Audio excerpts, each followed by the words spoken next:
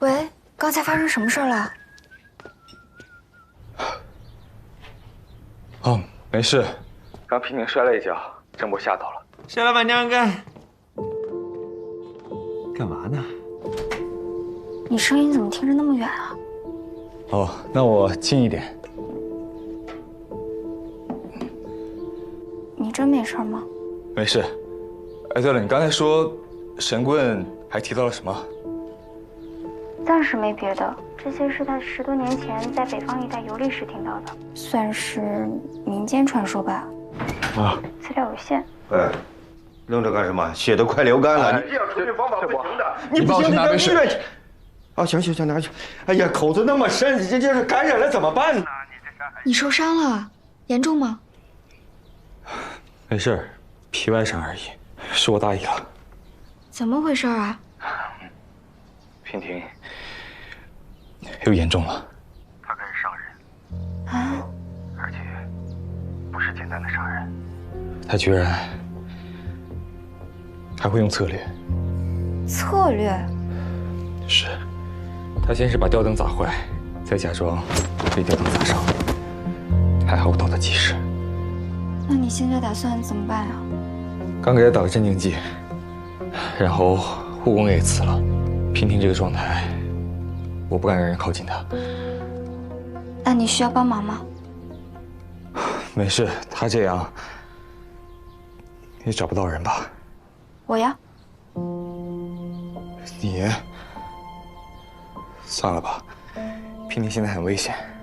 罗刃，你是看不起我呢，还是看不起我的功夫呢？现在郑博年纪大了，你又受伤了，娉婷又发病了，你想找个人治住她、看住她，又能是帮忙洗漱的同性，你觉得谁能比我更合适？这不合适，你还在利息，多麻烦啊！谁说我要纯义务帮忙了？我有条件。什么条件啊？你也知道我在利息，那往返的机票得你出吧？机票没问题啊，得包吃包住吧？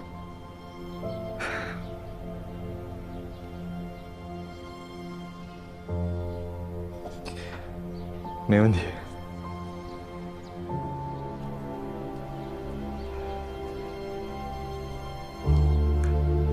木台，谢谢你啊。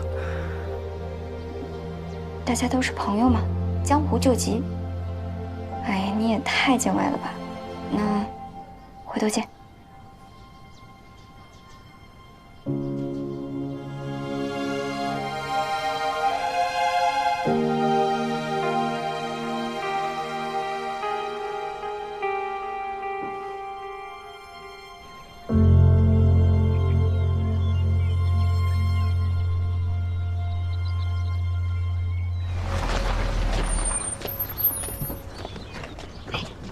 我还带了箱子。啊，我来。好，谢谢。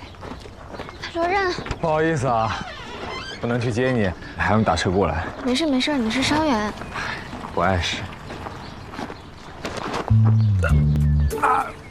活该，早上换药的时候，这血流的还哗哗的，不知道，逞能耍大。老人家说话夸张。走吧。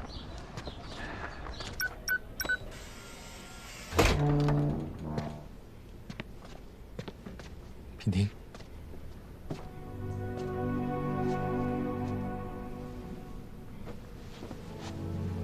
对，这个铁门是新加的。哦，这是铁门的开关。一般饭菜是从这个口送进去。嗯，餐具用的都是纸质的。嗯。过来。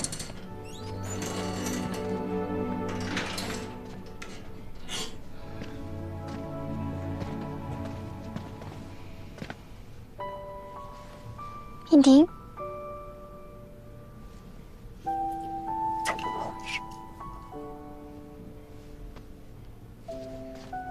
他是不是很多天没洗澡了呀？我该干活了。娉婷，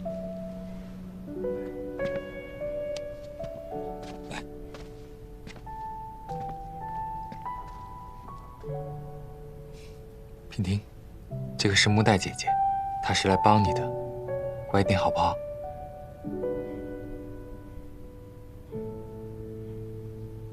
走。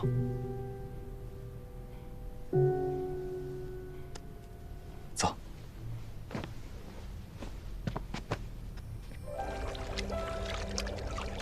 好玩吧？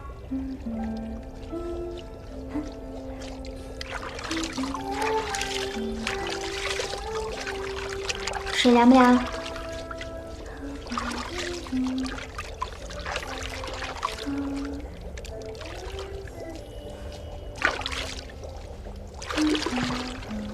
娉婷，再转过来点，姐姐给你冲水啊。娉婷，娉婷，娉婷。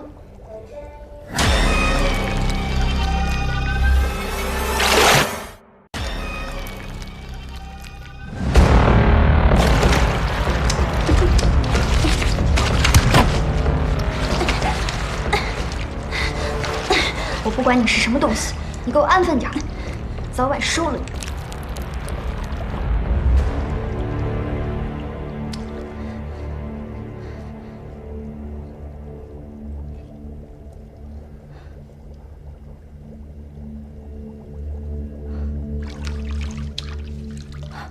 娉婷，哦，来，玩小鸭。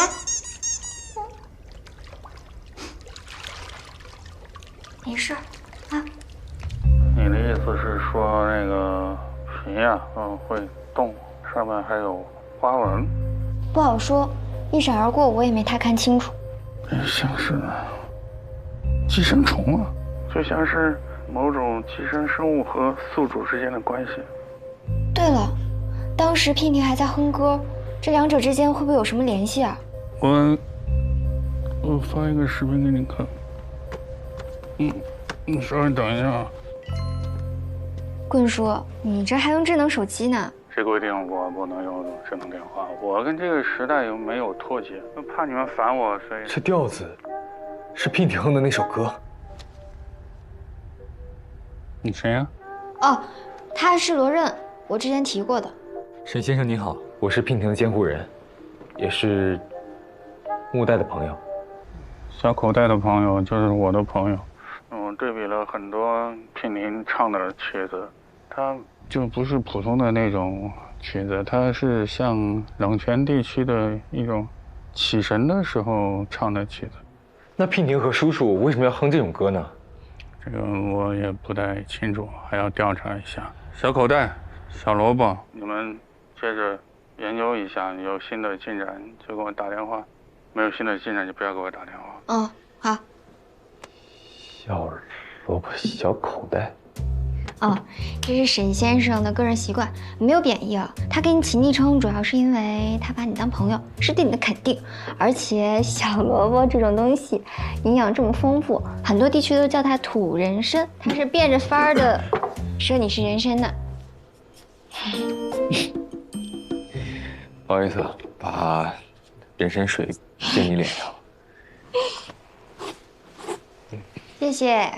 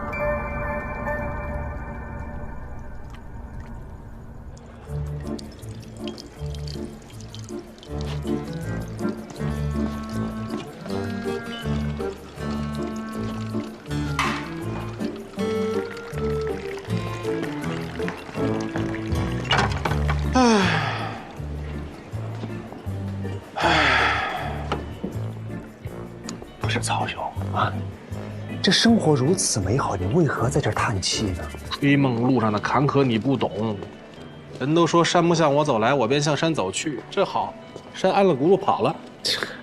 小山河离咱们这儿这么远，那罗什么家里那点破事儿，还得小老板娘亲自去。我要在啊，肯定不会让他自己去。去也得跟个人去啊。是。哎呀，可怜。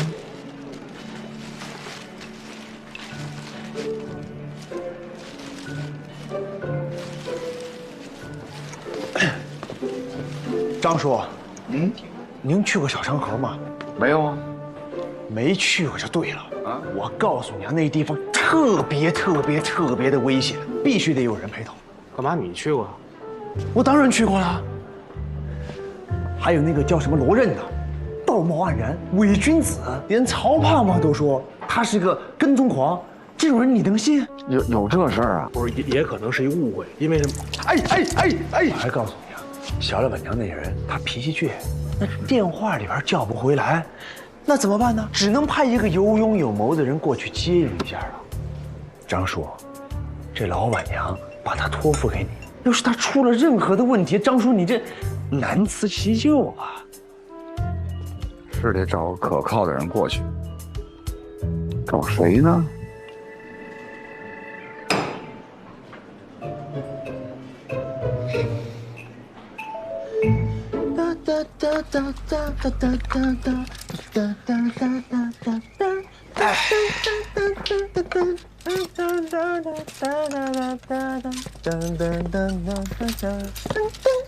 你别在我眼巴前晃悠了，行吗？我瞅着你都虚。我算是瞧出来了，你纯粹是为了逃避劳动，借着开张叔的油享自己的福。我告诉你啊，这打工人想偷个懒也正常，难道你想劳动啊？啊？哎，说真的，你会去看墓寨吗？我去啊，我怎么不去啊？我去拍个照，打个卡就行。嘿嘿。哎，对了，你跟我一块儿去呗。我干嘛去？人张叔只答应给你包食宿，没有我的份儿。这我包吃包住，你就蹭吃蹭住呀，你自己带个路费就行了。拉倒吧，你就是嫌一人玩没劲，拉我过去当伴游。哎，你这可是恶意揣测我了啊！我可是真的是为你着想的。你想想，你不是要拜师吗？啊，这山不向你而来，你便向山而行；那山你离远去，你便追着山跑。你不远万里跑去小山河，多心诚啊！那再无情的师傅都会被你感动了。说下去。我再说，那毒妇万一真有个三长两短，你直接表演一个从天而降，救他于水火之中，他怎么办？他还不得哭着喊求你，曹元华，你是我的好徒弟啊！13000，虽然你在说这套言论的时候表现得非常膈应人，但是不得不说，嘿嘿，人才。那走着。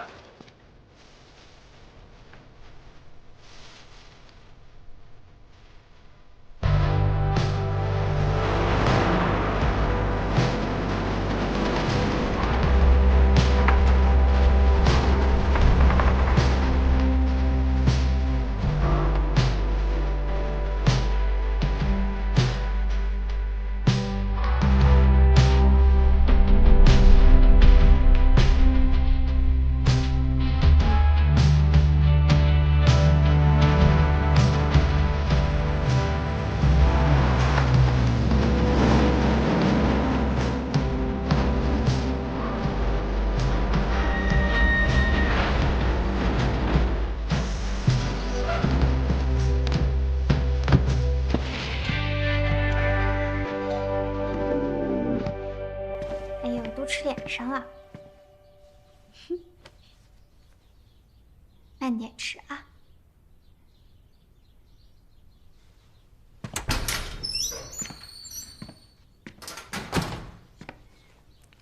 你先去吃饭吧，我替你一会儿。你行吗？你这儿？放心，休息得很好，恢复得也差不多了。行。哎，你嘴唇裂了。喝水有点少了。别舔。越舔越干，喝水也没用。是吗？你带唇膏了吗？我走得急。好。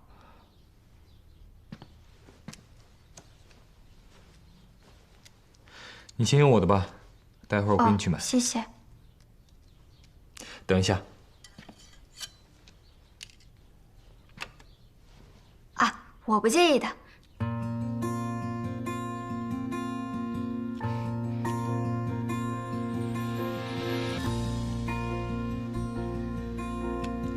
好了。谢谢。那我先去吃饭了。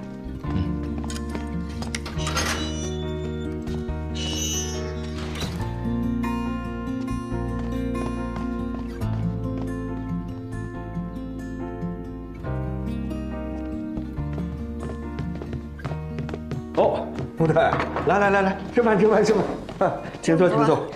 谢谢。哎呀，谢谢。这2天可多亏了你。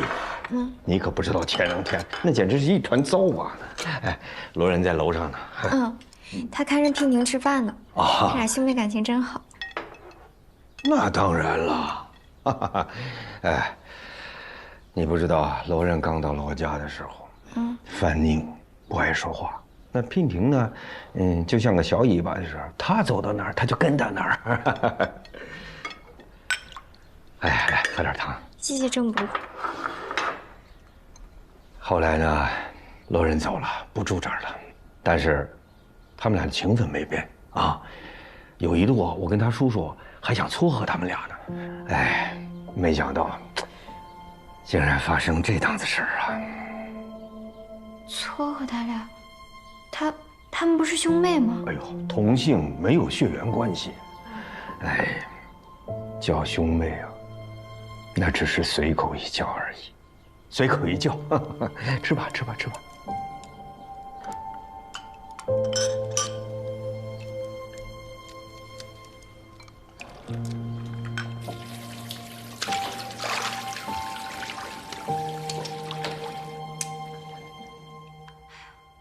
你怎么回事啊？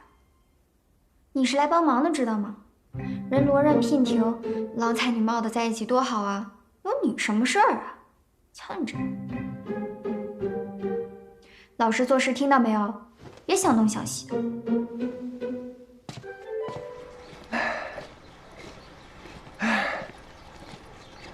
没喝的了，别找了。哎，小楼盖的真不错啊，是不是？等啊，等，我觉得是那儿，这边再走就偏了。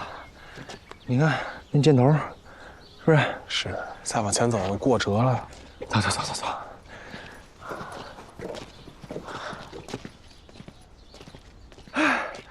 就这儿，只能是这儿了。我给张叔先打个卡。连个门铃都没有。哎，我看不见，往那边点儿。在哪家？看见人没有？哎，我看见了。咱们这算不算私闯民宅啊？我也没闯进去，我这顶多就私看。说的也是。哎，有什么发现？没看见什么呀？你瞎呀？哎，我看见一木条封起来的窗户。封住的？对。哎，那木条那缝里边有个女人。那女的是木代啊？不是，肯定不是小老板娘。哎，你说会不会是那种电影里面演的那种囚禁少女？你赶紧下来，咱们报个警。哎，别，咱们都还没看清楚呢。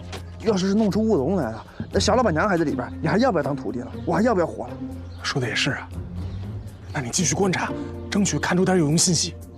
哎，我看见那悍马了。废话，罗忍呢？木代。哎，来了。怎么事啊？还看啥？如果没看错，这俩哥们儿是你店里的吧？我还看见监控。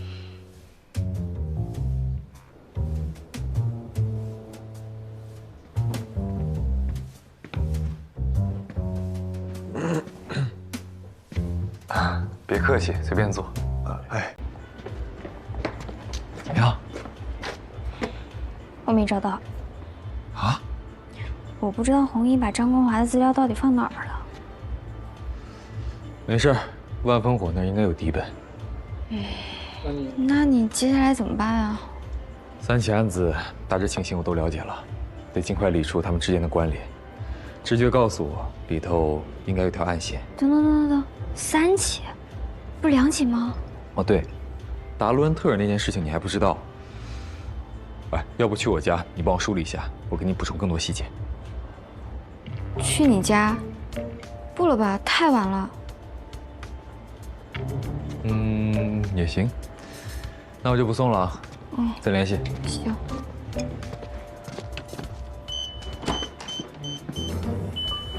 不是，你住这儿啊？那我这……请进。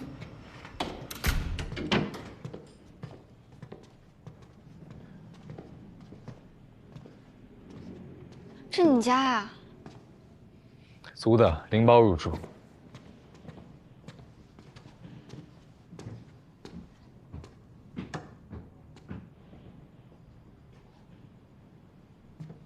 来啊！去哪儿？房间。啊？哎，资料在我房间。哦。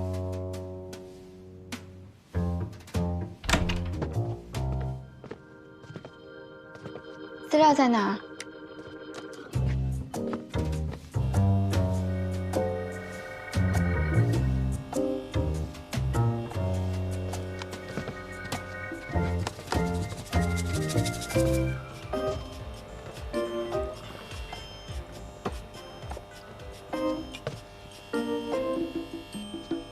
这里能看到酒吧啊，还能看到我房间呢。我说这2天怎么总有一种被人偷窥的感觉？偷窥一般是不良目的，我这种叫侦查或者观察。来看资料，刘树海死前提过2个案子，一件是落马湖，另一件岑春娇没说。所以你私下向岑春娇买通了消息？这个案子发生在5年前，达伦特尔牧区冬天，犯案的手法也是先杀人，后使用鱼线。不过这个案子没人知道。没人知道。受害者被雪困住，又有狼群，这个事情就算在天灾头上了。话说回来，这几个案子从地域上看有什么规律吗？彼此距离都很远，看不出什么联系啊。时间上呢？第2起和第3起案子之间隔了3年，但是第1起和第2起案子之间居然隔了17年。然后就是每起凶案的凶手，我始终觉得第1起案子不是刘树海做的。第一，2起案子相隔时间太久；第二，案子发生的时候，刘树海才刚成年，怎么会突然到落马湖杀死跟自己毫不相干的李雅青一家呢？对啊，我之前一直没有头绪，直到你跟我提到张光华，很巧吧？张光华也住在落马湖，而更巧的是，张光华的遗物遗落在大同，柳树海也是在大同翻车落水的。他们2个都有一个时空焦点，大同，而柳树海和我叔叔之间也有一个。刘树海是在济泉死掉的。记不记得我跟你说过，我叔叔失踪那次，我帮忙回来找。我问娉婷，叔叔离家出走之前有没有什么奇怪的地方？结果娉婷告诉我，我叔叔曾经去济泉出差，回来生了一场大病。从那之后就不对劲。5年前，真不好意思啊，我叔叔买错票，是我跑错了地方，阴差阳错的住进曾春家的小旅馆。好，那好，就这样。上楼右拐，一直往里走，202房。哦，岑春娇说刘书海住203啊，这么巧啊？就是这么巧，单双号门。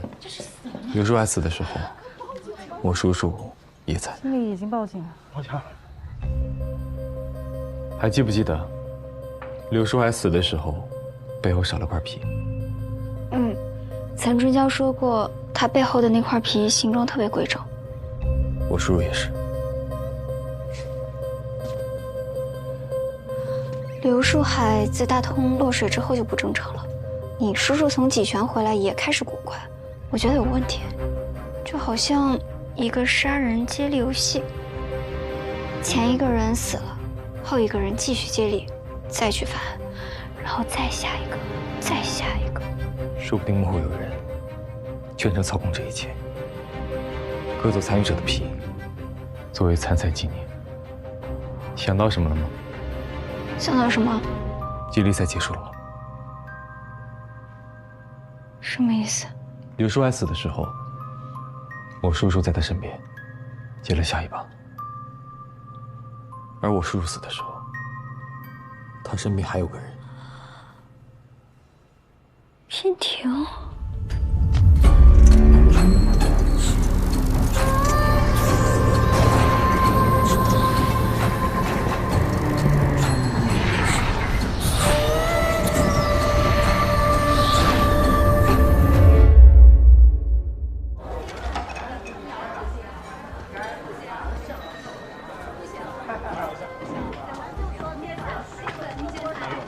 打扰一下，慢用啊！谢谢。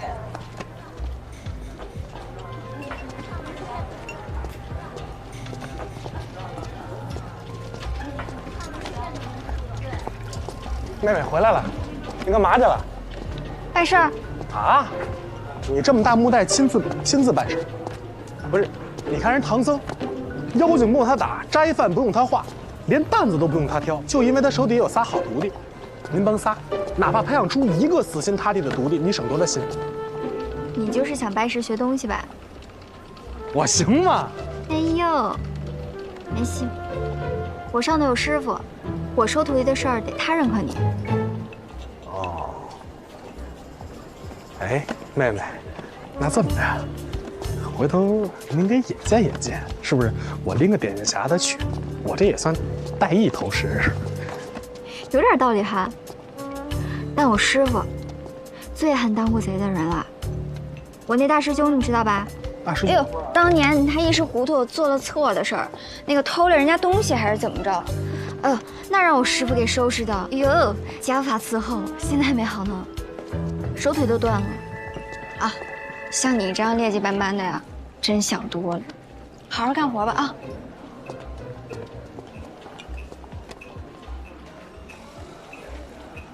气性也太大了。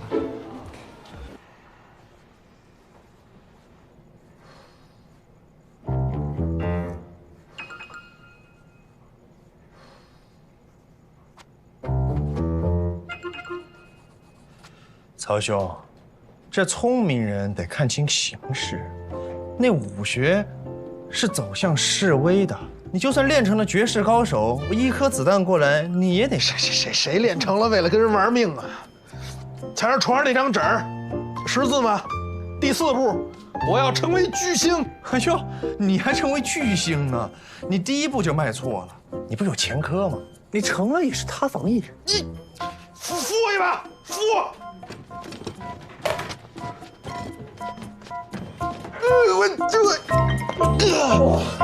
不是你竟然练啥呀？啊！哦，不要随便评价别人的梦想。哎呦，你还有梦想呢？行，那我也有梦想呢。还问我什么梦想？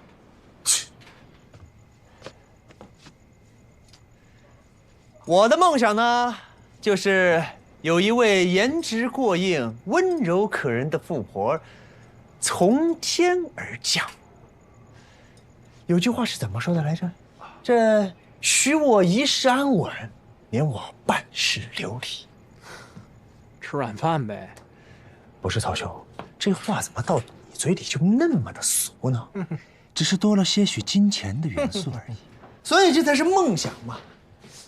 这梦一梦，想一想就行了。再说一句啊，曹兄，你有地儿睡，有饭吃，将就着活吧。不是三三，你这人怎么这么灰呀？你年纪轻轻的，眼睛里就失去色彩。我可不能跟你一样，就怕白天没什么事儿。明儿啊，我再出去打一份工，哪么扛大包呢？凭自己力气吃饭不丢人，我得让木代对我刮目相看。呦！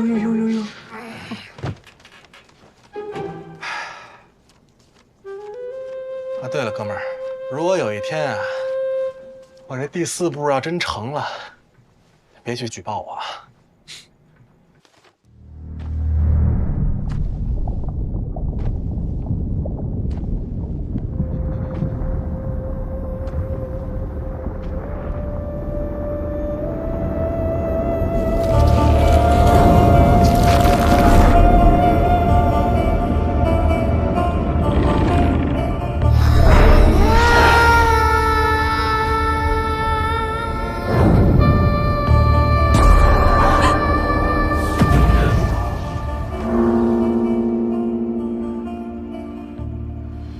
不行，要弄清真相，还是要从弘毅入手。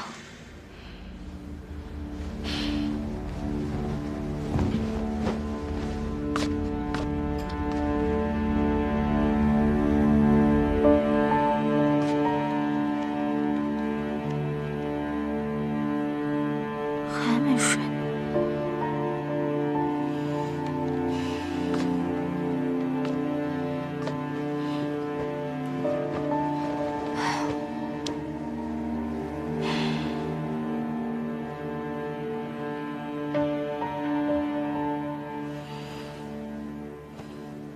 说不定幕后有人全程操控这一切，割走参与者的皮，作为参赛纪念。割皮的人应该就是终极大 BOSS 了。这人会是张光华吗？罗文淼那次也就算了，刘寿海死的时候，岑春娇就在走廊里，那么短的时间，他能做到进屋、割皮、逃走，不留任何痕迹，太可怕了。这哪像人能做出来的？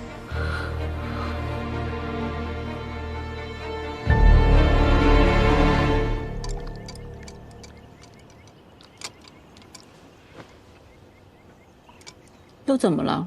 还不是因为那个李坦，气死人了。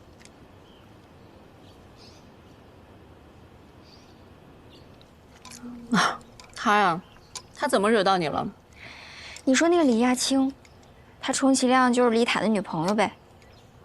人为了他都搭进半辈子了，工作也丢了，开个小卖部维持生活。他居然跟我说他要把那个小卖部给盘掉，凑钱继续找凶手。你说他是不是疯了呀？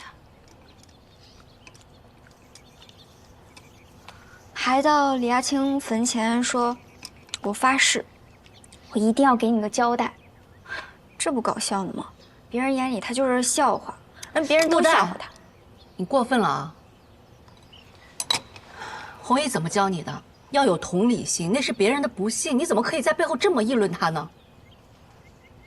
对不起啊，弘毅，我是不该这么讲李叔，但我心里有个疑问。弘毅，你还记得那个罗刃吗？他叔叔、他妹妹，一死一疯，他自己都是个受害者。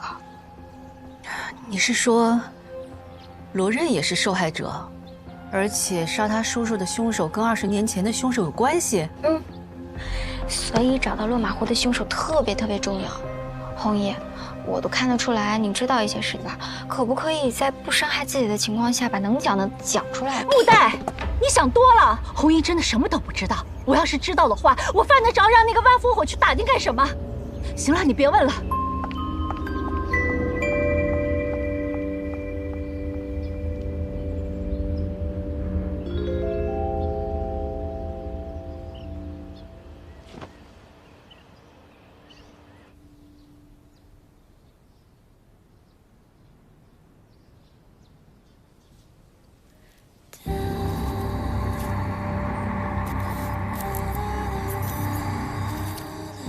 娉婷有眼中了，不能再等了。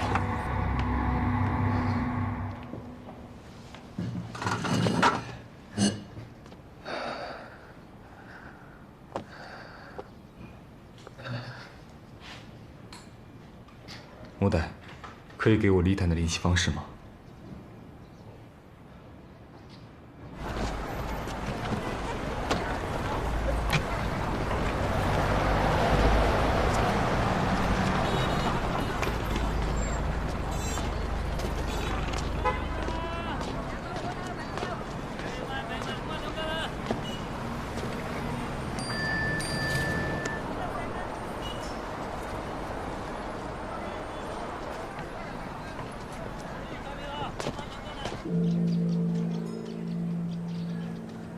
喂，我听说李坦来利息了。我现在就去见他。那你怎么没有跟他电话说清楚啊？李坦性格冲动，这么复杂的事情还是面聊比较合适。你也知道他性格冲动，我是怕你们俩还没聊上，你就被他打死了。我战斗力这么差吗？总之你们见了面先讲清楚，免得误会。哎，我要不是答应红姨陪她来庙里，我就跟你一起去了。放心吧，聊几句而已，不会出事的。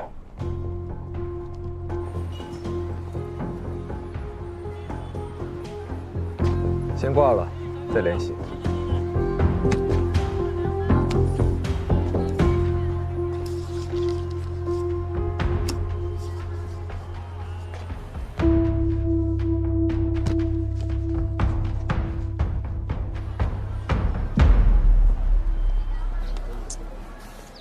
这不过河拆桥吗？也不回信息。木代，红姨，你可算聊完了。等久了。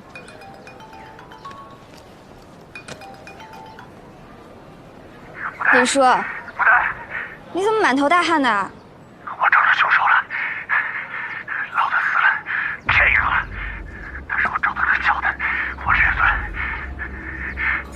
整屏幕了。罗刃，不是李叔，李叔你搞错了。你知道他们在哪儿吗？罗刃家。走，啊，快走。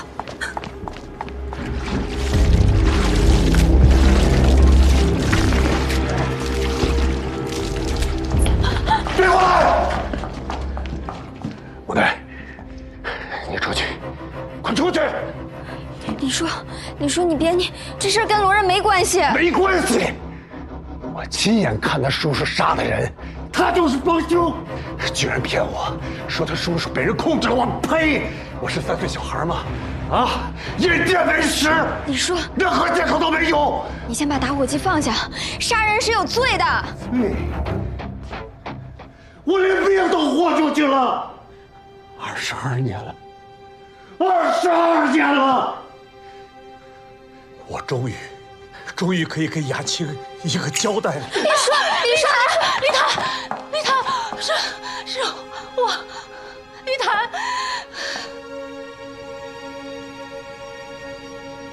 雅青，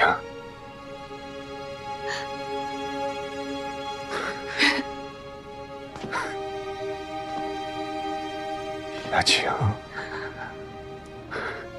是我。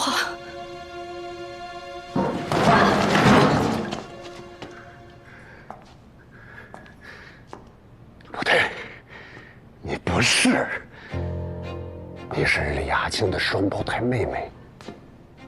你们都想骗我！我就是雅青，我就是李雅青，我是。不是雅青，我是。你不是雅青，我是李雅青，我就是你忘记了？你忘了吗？我们第一次见面的时候，在你单位附近的川菜馆，你点了一个西红柿蛋挞，那个鸡蛋是完整的。我说不应该这样，蛋花应该是打散的，但是你说川菜就应该这么做，你忘了吗？你还说你不能喝酒，对不对？你还记得吗？我真的就是李雅青。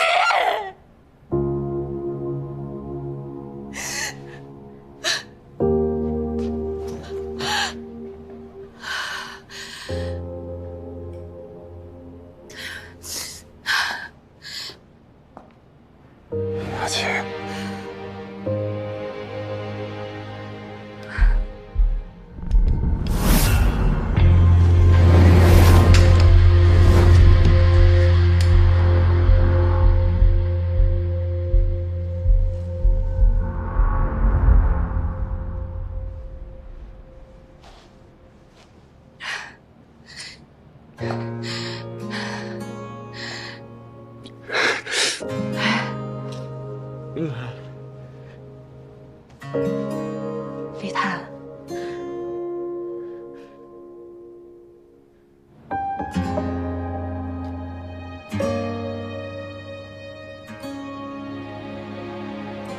我有话跟你说。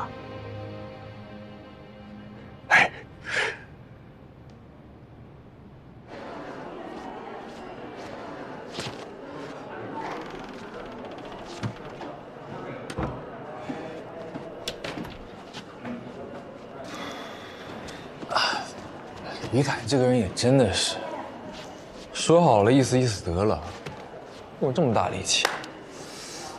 哎呀，都是水啊！汽油没撒多少，就是让你们闻个味儿，有那个气氛就行。你说你们两个怎么能合起伙来骗我呢？真不够意思。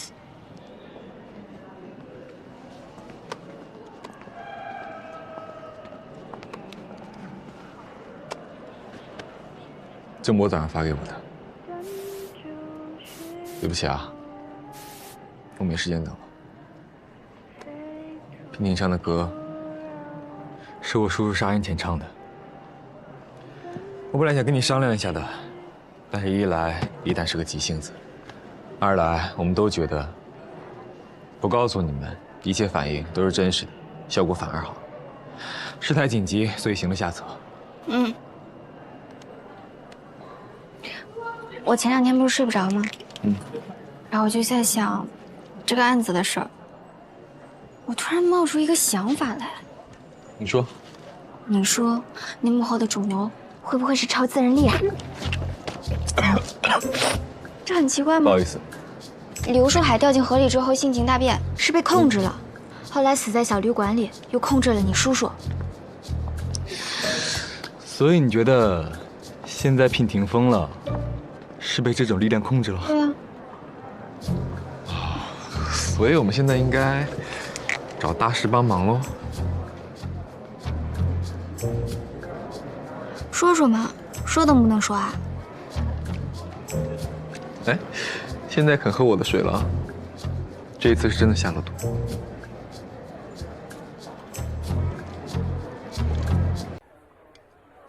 张光华，这个人是谁啊？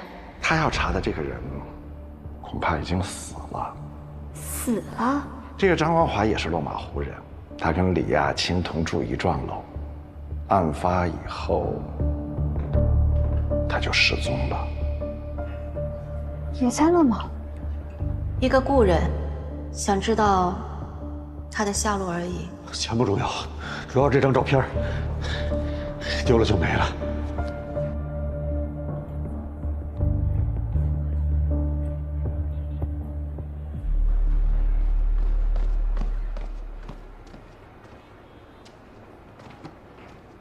跟丢了？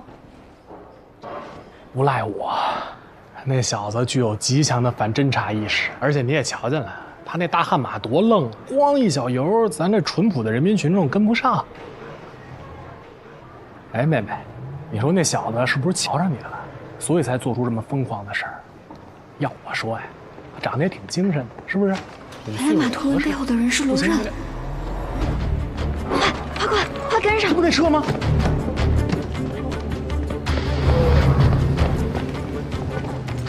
又让他跑了。跑了和尚跑不了庙。什么意思啊？开车那小子我认得，大花蚊子，酒吧一条街小有名气的驻唱歌手。请这位曹爷。您客气。能不能找到他家在哪儿？一定能。行，再信你一回啊。说。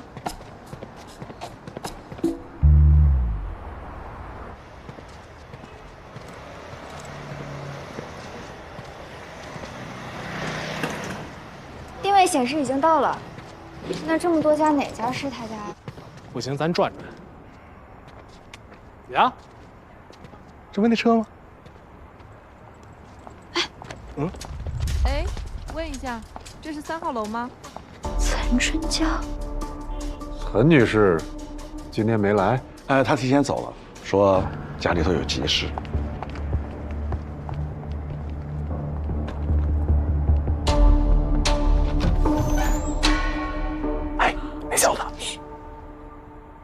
在这儿截胡呢。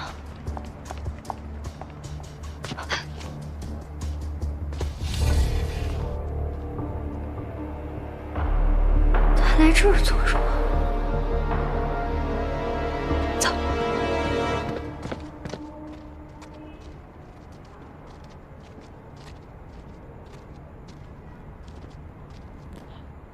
拿着。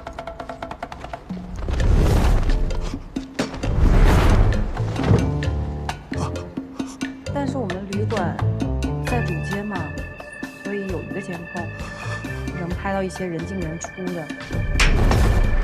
我当时留了个心眼，存了一个底，但是警察来了也没查到什么。监控备份什么时候给我？我现在就可以回家拿，你给我钱就行。还有一个问题，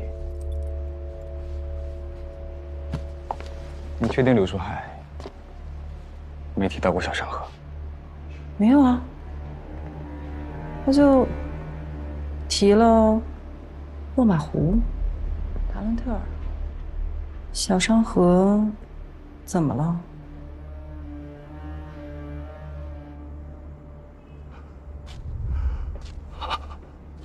原来真的有无暇。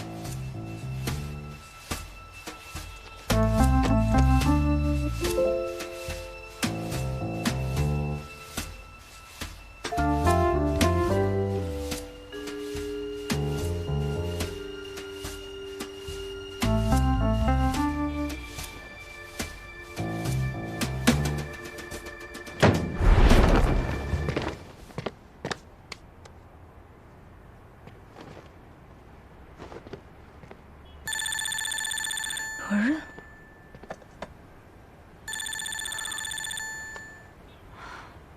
趴在窗外那么久，累坏了吧？手上有刚洗过的草莓，吃了缓缓，别可嘉。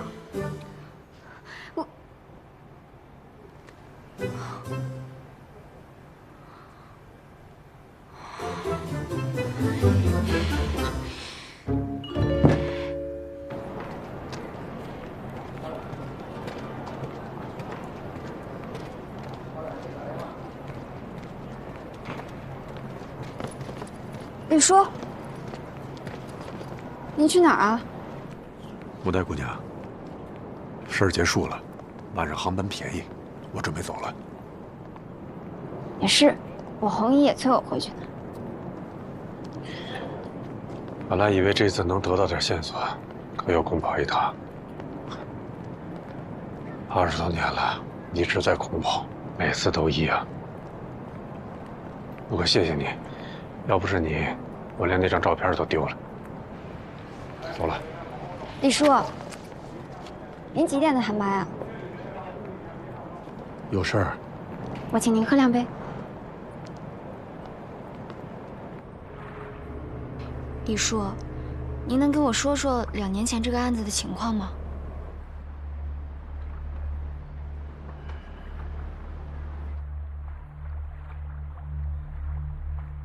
那件事儿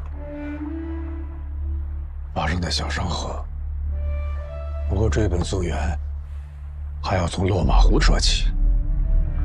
每年到出事那一天，我都会到现场走一走。我干什么？就是想在屋里转一转，提醒自己别放弃。20多年了，成习惯了。那一天正是落马湖案整20年，是雅静的生日。当时我正在楼道里抽烟，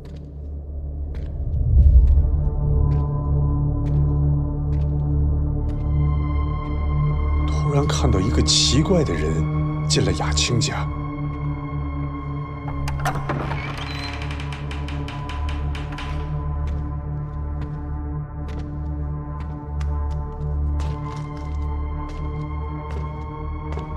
他进去干嘛？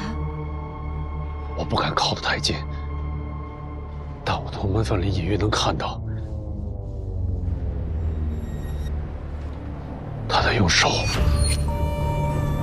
一处一处摸着墙上被钉子凿过的洞，像是在重温以前曾经的记忆，还很享受。你知道吗？有些心理变态的凶犯，就喜欢在纪念日重返犯罪现场，重温当时的感觉。总之，在那样的日子，他以这样的身份出现，我不信他跟这个案子没关系。那你没抓他？我早就不是警察了。再说，凭感觉当不了证据。我决定先盯着他，我就这样一路小心翼翼。一路盯到小商河。小商河？你确定柳树海没提到过小商河？没有啊。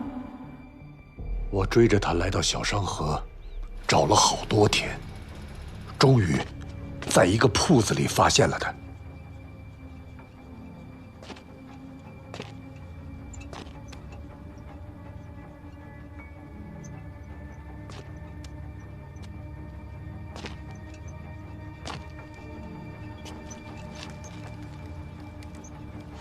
走进铺子才发现，一家人都死了，那个凶手还在用鱼线绑尸体。我当时满脑子都是，不能再让他跑了，至少先打晕了他再说。但他头部受到我的重击，却跟没事人一样，力气也出奇的大。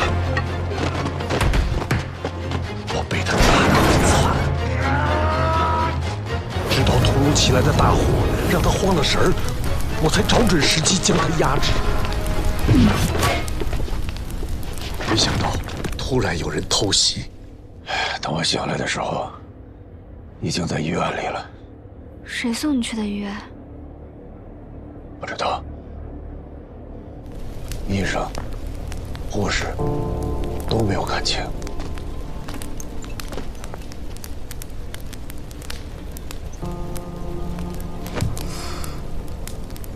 我从医院出来以后，听说出事那一家是一间羊肉铺，半夜熬汤的时候，火苗不小心从火塘里窜出来，烧了半条巷子。等火扑灭的时候，那一家人烧的几乎都没有了。那这件事情就不了了之了吗？你没报警吗？当时头受了伤，记忆混乱了好一阵儿。我养了小半年，才陆陆续续想起那天晚上发生的事儿。我也想过报案，可一来，案子已经结案了；二来，我又提供不了有力的证据。我连凶犯长得什么样都没记清。如果你当时被打晕在了现场，应该会被警察带走或找你问话的。可是他们没有，就说明你当时已经被带离了现场，并且有可能被人送去了医院。可是一个连环杀人犯，凶手为什么偏偏放过你呢？是啊，如果他是凶手的话，我应该死在那场大火里。有没有可能那个年轻人跟凶手不是一伙的？我觉得不管是不是同伙，他都是关键。李叔，您被打晕前不是看清他的脸了吗？画下来啊，5、6分像也行。你以为我没做过吗？可我怎么也想不起来那张脸。有的时候想劲儿大了，头像炸开一样。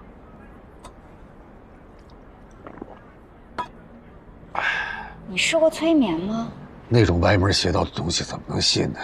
李叔，催眠是科学的，它能帮助你把潜意识回到现场，帮助你场景重现，很有用的。我之前做过催眠治疗，而且我感兴趣还去学了呢。来姑娘，如果你学过，要不你拿我试试，我信你。啊，不行不行不行，我那点伎俩入门都寒碜。你可以找万叔，他会帮你找一个最合适的人选。哦，对了，李叔，还有一件事儿，李教授是不是只有一个女儿？雅青有个双胞胎姐妹，2岁就被拐了，一直没找到。喂，红姨。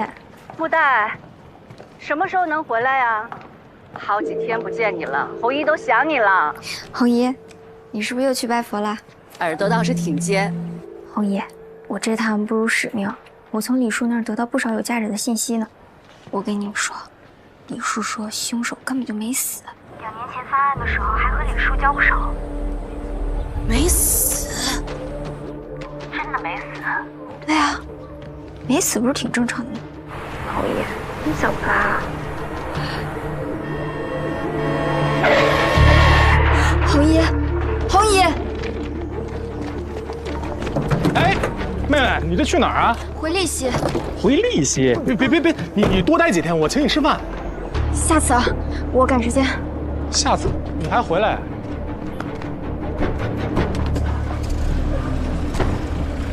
是吧？去机场。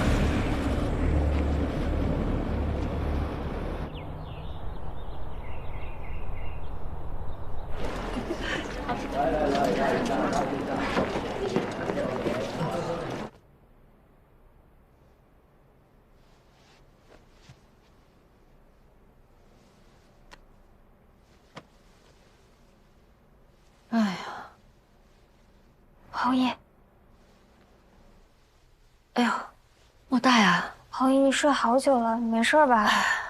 你什么时候来的呀？早就回来了。我没事儿，我呀，今天太阳太大了，晒得我头直晕，又被车蹭了一下，但没事儿啊，放心吧。没事就好。快去吧。行，那我去楼下看着点，有事叫我啊。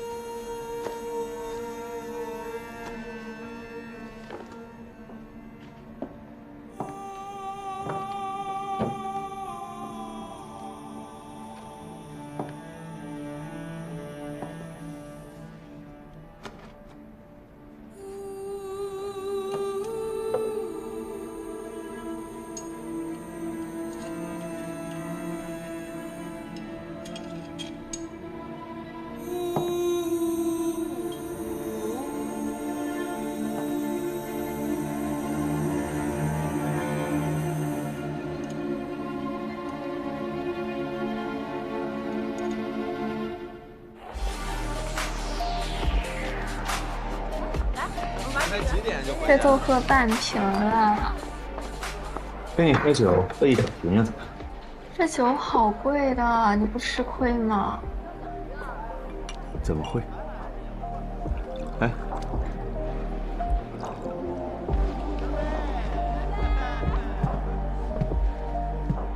老公，老公。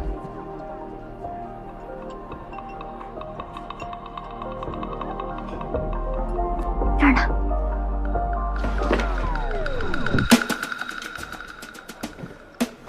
喝一碗还没跪够是吧？不是，他是。让我看看。哎，麦坎伦。好啊。改一个字儿就骗到手了。你死渣男，你不要脸！哎，不，别，我对你是真的，我跟他真不是那。哎呦，老公，他跑了，你不追呀？夏老板娘，你可别这么叫我，我担不起啊！我追，我追不了。开个玩笑，使使劲儿啊！那我帮你蒸蒸骨。我这么技术老好。哎呦，夏老板娘，我是顶不住你这8年的功夫，我这手要断了！救我！救我！谁来救我！牡丹，牡丹，在这想恼什么呢？红爷，赶紧松开啊！啊！哇！你别总是欺负13000。我没欺负他。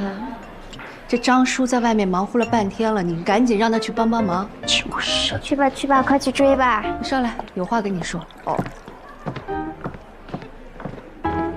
切，追他个屁追！杜甫，别宽容，不跟你计较。张叔也是，都回来不告诉你，真是的。你呀，别总跟13000过不去。看你，总叫人家13000，我连他的大名都忘了。我叫他13000，就是时刻提醒他。你帮他还了13000块的债，他得感恩戴德，他欠你。那也不是白欠的，13000块，他要在我酒吧打工1年呢，这样算下来挺合适的。打工1年，哎，您瞧着吧，这1年啊，得各种揩店里的油水做小账。他这种人才不会做赔本买卖呢。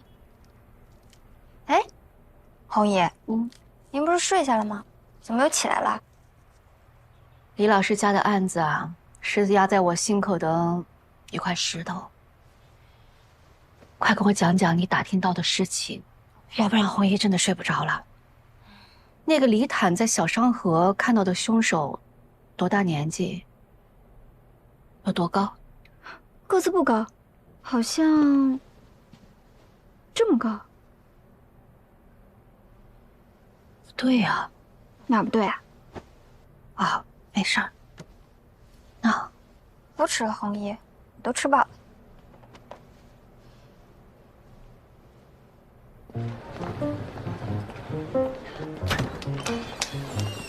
哎呀，美好的一天开始了。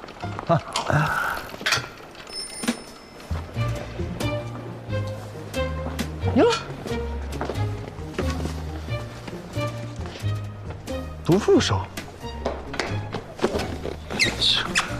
这个包裹就那么开心啊啊！拆会计的快乐你不懂，我知道擦桌子快乐。哎，这快递单号呢？这能是快递吗？谁送的？匿名的，不会是爱慕者送的吧？是我早上看放门口了，没注意到。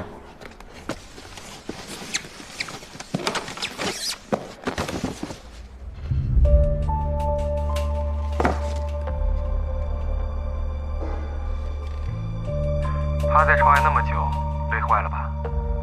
手上有刚洗过的草莓，吃了缓缓，别可香。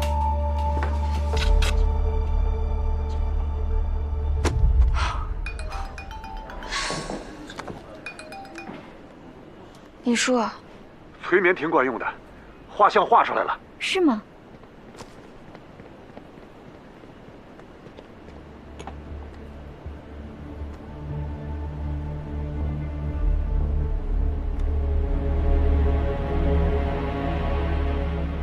这就是那个罗任，跟落马湖案凶手是一伙的。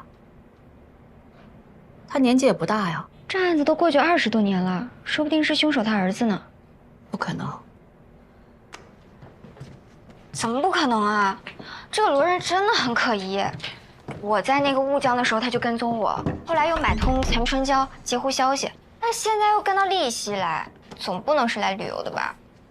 我关心老师家的案子是人之常情，就为这个，他们跑来对付我，这不至于。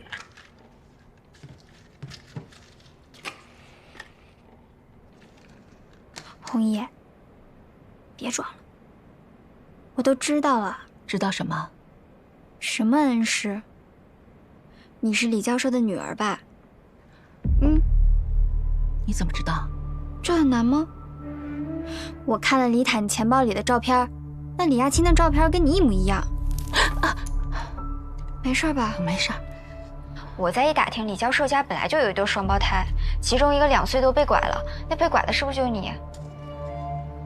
长大后回家寻亲，发现家里出了事情，所以一直追查，是不是？哎，这有什么好瞒的呀？真是太见外了。你这个小机灵鬼，什么都瞒不过你。不过呢，我觉得这个事情还是挺严重的。你想啊，凶手犯过那么多案子，都是灭门的。我觉得他多少心里有点变态。他会不会发现你是漏网之鱼，觉得自己当年的事情没有做干净，想完善一下？你说的也有道理，不过人都找来了，防是防不住的吧？怎么防不住？这事在人为，说不定我能揪住他，把他送去法办呢。以后每晚都要检查安保，可不能掉以轻心。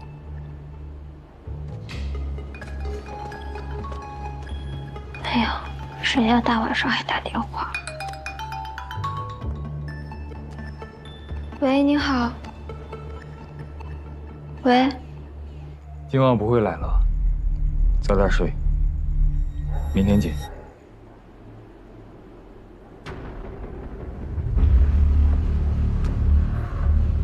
太嚣张了吧！明天见，你当我吃素的呀？明天见。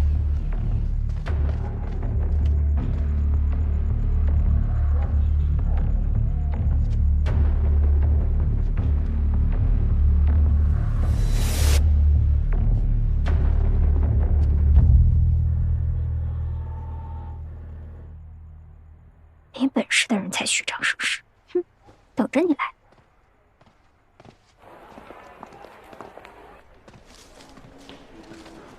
大姐，我问一下，叫谁呢？黄大海。对不住，帅哥，问一下，木代住这儿吗？木代，你找他？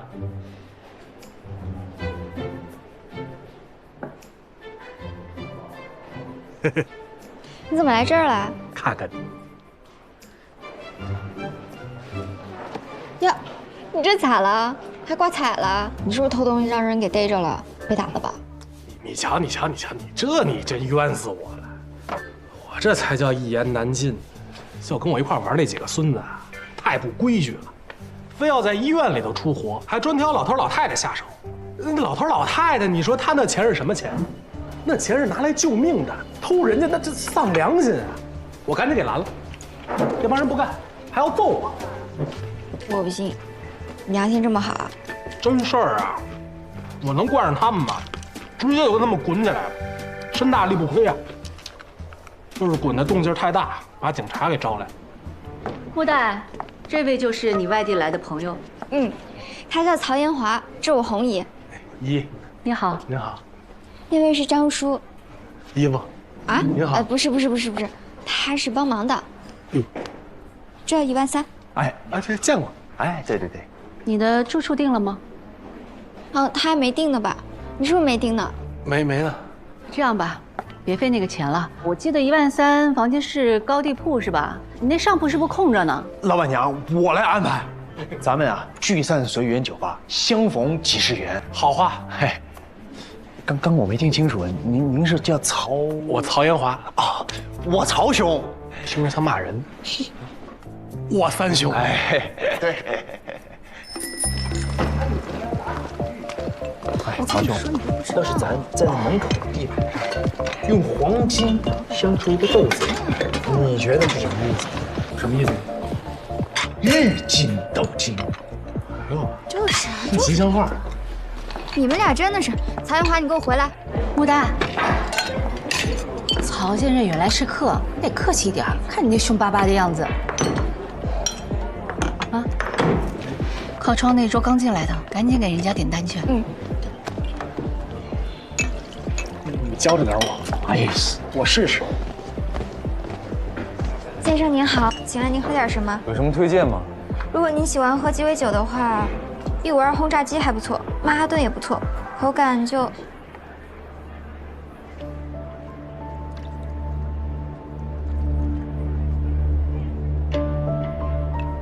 你刚刚推荐那几款酒，口感怎么样？我们换个地方说好。不好意思，我是来喝酒的，不是来跟你说话的。吧。别想动我红姨。老板娘。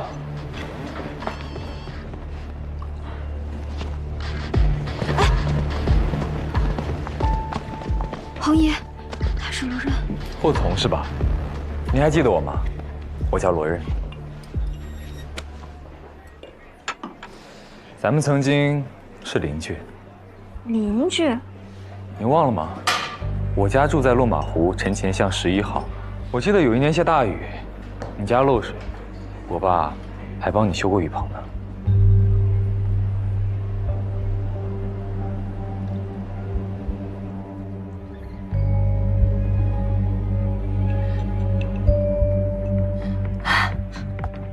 我想起来了，都长这么大了，差点没认出你来。怎么样，你爸还好吗？我爸？对，你爸。挺好的。那就好，我请你喝一杯吧。好啊。红姨，担心什么？没事的，我们就在那边。走。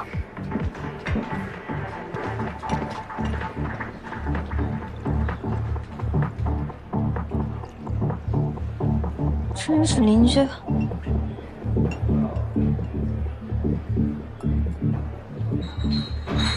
你怎么一个人来的？难道我应该成群结伙的来？你不是还有一个同伴吗？同伴？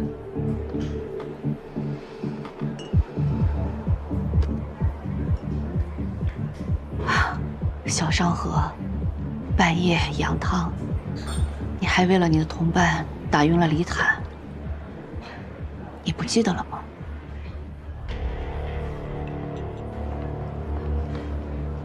他怎么没有来？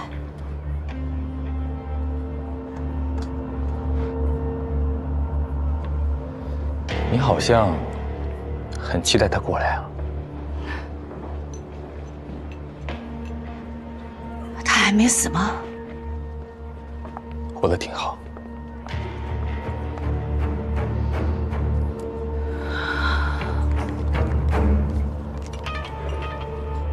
他还真能活。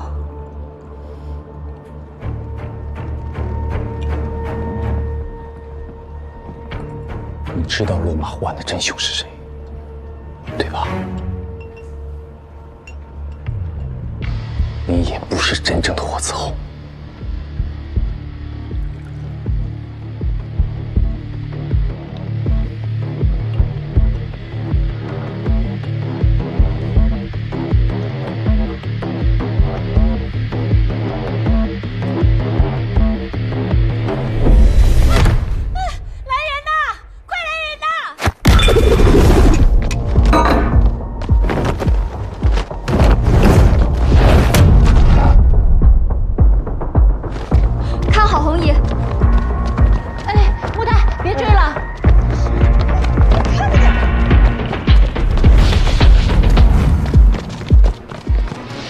红姨，你没事吧？你没有伤着？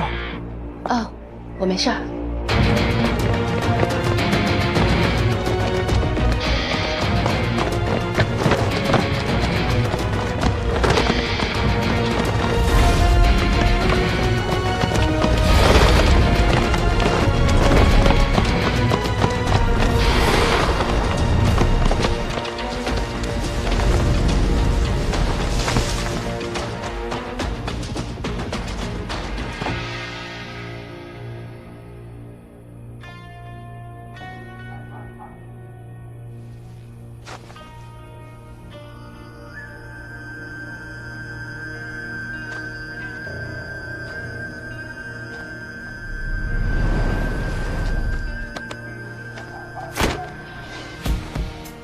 这么喜欢我愿为之拼到最后，即使命运扼住咽喉，喊我性命就跟你走，不在意答案能否看透，共赴命运的事无谓携手，哪怕披荆战绩也一定要去争修。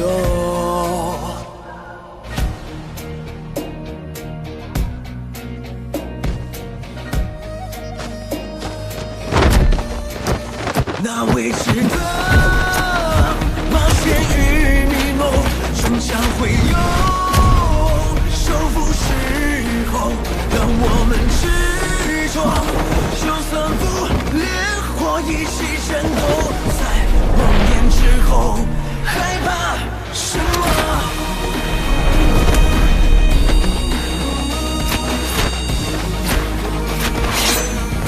又怕什么？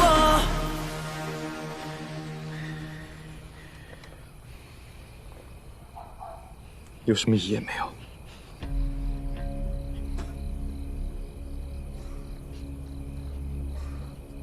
这么不惊吓，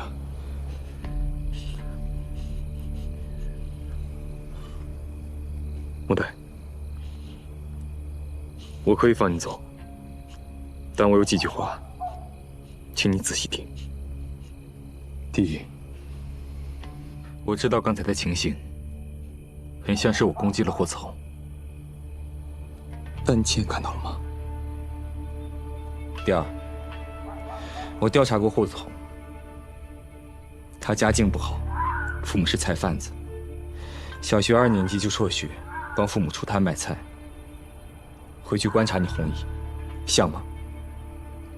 第三，我现在放你走，但你不许回头。如果回头的话，别怪我改主意。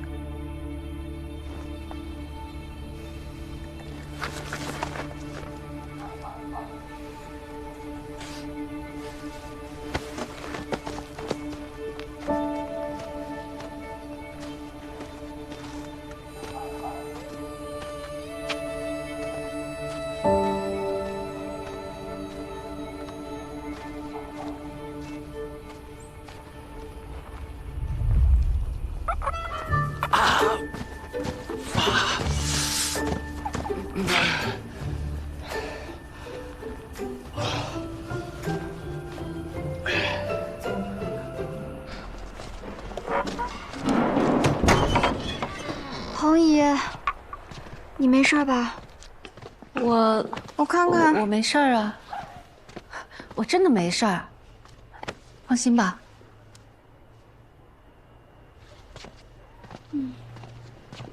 妹妹，小老板娘，你没事吧？啊，那人怎么样啊？啊，没受伤，没抓住，打不过，让他跑了。来，休息。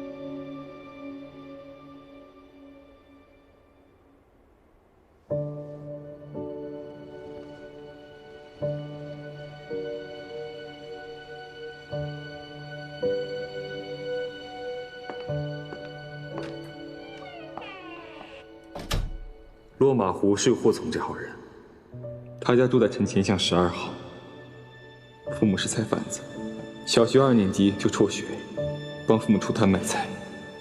回去观察你红衣，像吗？能把你打成什么样啊？他那么厉害吗？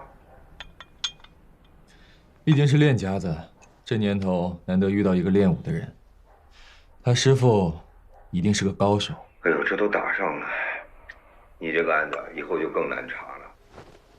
我倒是觉得会越来越顺畅，大家看品行，看修行。这个木代是个值得结交的人。哎呦喂，这评价够高的啊！高吗？从你嘴里说出来算高。你不是常说吗？你身边都是些两面三刀、下手无情的人，值得结交，我还是头一回听到从你嘴里说出来啊。对了，娉婷怎么样？好，还是老样子。唉，得亏呀，他是个文疯子，他要是武疯子，我可看不住他。你看这样行吧？咱们再给他找一个更好的医生。你查的是旧案子，你就算是找到了真凶，也帮不了娉婷啊。郑伯，叔叔的案子太过离奇，娉婷也疯得太突然了，所以我始终觉得案子本身才是关键。